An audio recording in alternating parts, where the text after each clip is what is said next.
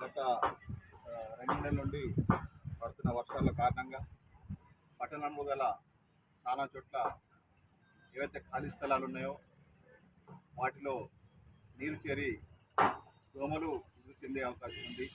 తద్వారా అనేక రకాల అంటువ్యాధులు, ముఖ్యంగా డెంగ్యూ కానీ, చికెన్ గున్యా కానీ, మలేరియా అటువంటి వ్యాధులు ప్రబలే అవకాశం ఉంది.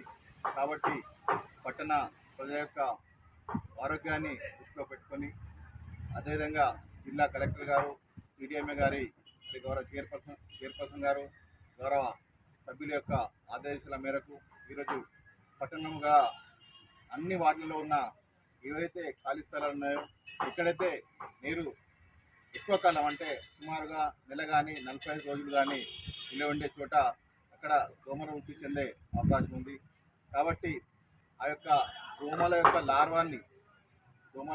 లార్వాల్ని మాత్రమే తినే ఈ గంబూజియా ఫిషెస్ గౌరవ జిల్లా కలెక్టర్ గారి ఆదేశాల మేరకు కరీంనగర్ జిల్లా కేంద్రం నుంచి తెప్పించి ఈరోజు మన జమ్మికుంట పట్టణంలో అన్ని వార్డులో దాదాపు 30 వార్డులో చాలా చోట్ల ఇటువంటి ఖాళీ స్థలాలు ఉన్నాయి.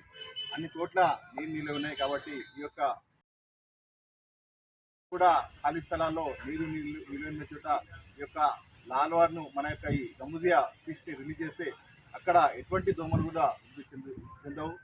దీంతో పాటు నేను పట్టణ ప్రజలు, ముఖ్యంగా ఈ ఖాళీ స్థలాల యజమానులు, దయచేసి మీరు మీ యొక్క స్థలాల్లో మట్టిని నింపుకొని నీరు నిలవకుండా చూసుకోవాల్సిన బాధ్యత మీపై ఉంది. ఎక్కడ కూడా ఇటువంటి న్యూసెస్ ఏర్పడితే తప్పకుండా చట్టపరమైన చర్య తీసుకుంటాం.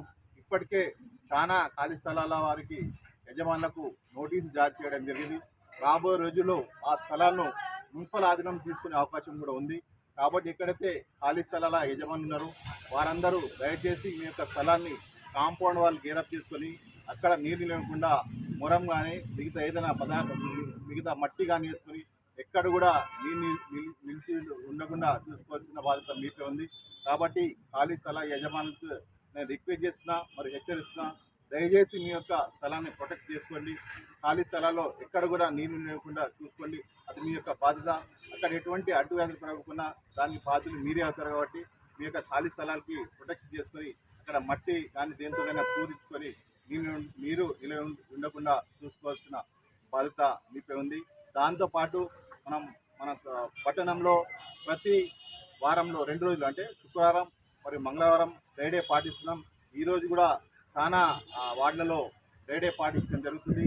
ఈ డ్రైడే అంటే ముఖ్యంగా ఒకే చోట నీరు 15 రోజుల పాటు నిల్వ ఉంటే తప్పకుండా దోమలు వృద్ధి చెందే అవకాశం ఉంది. ముఖ్యంగా ఈ డెంగ్యూ కారక మరియు మలేరియా కారక దోమలు అనేవి మంచి నీళ్ళలో మాత్రమే ఆవాసం చేస్తాయి. వీటికి ప్రత్యేకత. దయచేసి అందరూ కూడా కుటుంబ యజమానులు కానీ, మహిళలు కానీ ప్రతి వారంలో 2 సార్లు మన ఇంట్లో ఉన్న అన్ని నీళ్ళని బయటపడబోతే ఎక్కడ కూడా నీళ్ళు ఉండకుండా ఉండవు. కాబట్టి దోమలు వృద్ధి చెందవు. తద్వారా అంటువ్యాధులు కూడా రాకుండా ఉంటాయి. కాబట్టి దయచేసి ఈ సూచనలు పాటించాలని కోరుతున్నాను.